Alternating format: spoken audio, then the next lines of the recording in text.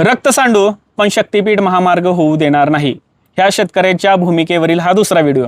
आता सरकार भलेही शक्तीपीठ महामार्गाबद्दल, महाराष्ट्राच्या प्रगतीबद्दल, विकासाबद्दल जरी बोलत असला तरी हजारो शेतकरी हे रस्त्यावर उतरून विरोध का करतात, त्यांची कारणं काय आहेत हे समजून घेणं खूप गरजेचं आहे। कारण शेतकऱ्यांचं जे विरोध आहे ते भावनिक नसून ते पूर्णपणे आर्थिक आणि त्यांच्या अस्तित्वाशी निगडीत आहे।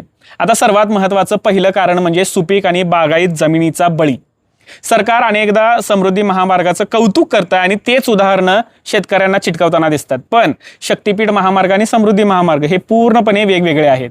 आता समृद्धी महामार्ग हे प्रामुख्याने कोरडवाहू आणि कमी उत्पादनक्षम असलेल्या पट्ट्यातून गेलेला आहे आणि ह्याच्या उलट जर पाहिला तर शक्तीपीठ महामार्ग कोल्हापूर असेल, सांगली असेल, सोलापूर यासारख्या अत्यंत सुपीक आणि सधन पट्ट्यातून जाताना दिसते। आणि या भागामध्ये ऊस, द्राक्षे, हळद असेल किंवा भाजीपाला, फळबागा असं याचं मोठ्या प्रमाणात उत्पन्न घेताना आपल्याला दिसतात। आणि महत्त्वाचं जर सांगायला गेलात तर रस्ता आपल्याला दुसरीकडून घेता येतो, पण सुपीक जमिनी ह्या कोणत्या मॉलमध्ये विकत मिळत नाहीत किंवा कारखान्यात तयार होत नाहीत।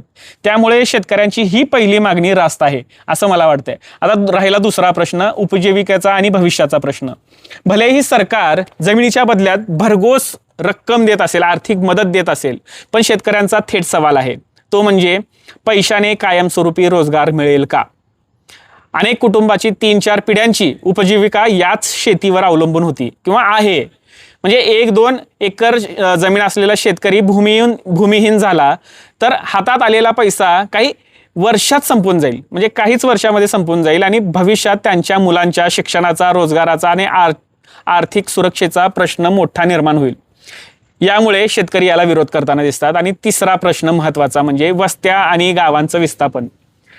हा महामार्ग केवळ शेतातून जाणार आहे असं नाही, तर त्याच्या आखणीमध्ये अनेक गावे, वाड्या, वस्त्या बाधित होताना दिसत आहेत आणि पिढ्यानपिढ्या वसलेली घरं सोडावी लागल्यास संपूर्ण सामाजिक रचना जी आहे ती विस्कळीत होऊन जाईल। त्यामुळे हा लढा फक्त जमिनीचा नसून गावाच्या अस्तित्वाचा सुद्धा आहे।